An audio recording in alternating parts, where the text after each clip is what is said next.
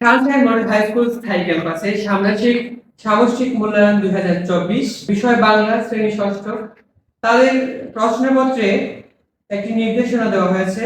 প্রতিষ্ঠা বার্ষিকী উপলক্ষে বিদ্যালয়ে এক জমকালো অনুষ্ঠান এক অংশে থাকবে আলোচনা সভা এবং অপর অংশে থাকবে সাংস্কৃতিক পরিবেশনা। আলোচনা অংশে বিদ্যালয়ের প্রতিষ্ঠা সাফল্য এবং বিদ্যালয়ের ভবিষ্যৎ পরিকল্পনা নিয়ে আলোচনা করা হবে। আলোচনার পর থাকবে বিদ্যালয়ের শিক্ষার্থীদের নানা ধরনের পরিবেশনা। অনুষ্ঠানে উপস্থিত থাকবেন বিদ্যালয়ের কর্তৃপক্ষ, সকল শিক্ষক এবং শিক্ষার্থী, এবং এই অনুষ্ঠানে আয়োজনে শিক্ষার্থীদের সক্রিয় অংশগ্রহণ থাকবে। এই যে একটি বিষয় নির্ধারণ করে দেওয়া হয়েছে, তার উপরে শিক্ষার্থীদের বিভিন্ন কাজ দেওয়া হয়েছে। কাজগুলোকে তিনটা ভাগে বিভক্ত করা হয়েছে। প্রথমে তারা লোকের তালিকা তৈরি করবে এবং সেই তালিকা থেকে একজন লোককে তারা চূড়ান্তভাবে মনোনীত করবে। এখন সেই লোকটির সাথে তারা কিভাবে কথোপকথন করবে, কিভাবে কথা চালিয়ে যাবে, তার একটি নমুনা তৈরি করবে।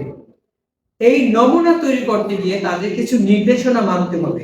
কথোপকথনের নমুনা তৈরিতে প্রতিষ্ঠা বার্ষিকী বিষয়ে প্রাসঙ্গিক থাকতে হবে। তারপর এই নমুনাতে সর্বনাম অনুযায়ী ক্রিয়া বিশেষণের মর্যাদা ঠিক রাখতে হবে। তারপরে বাক্যগুলোতে বিবৃতিবাচক, প্রশ্নবাচক, অনুজ্ঞাবাচক এবং আবেগবাচক শব্দের নিশ্চিত করতে হবে যেখানে নমুনাতে আছে। তারপর কাজ খ,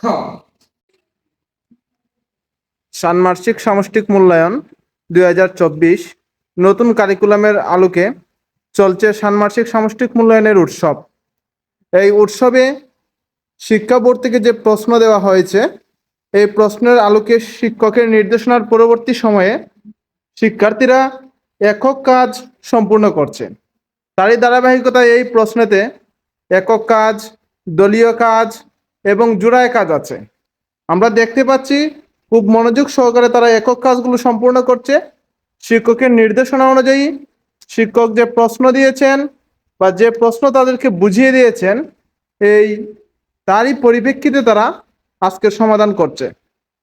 আমরা দেখতে পাচ্ছি তারা খুব মনোযোগের সাথে কাজটি করছে।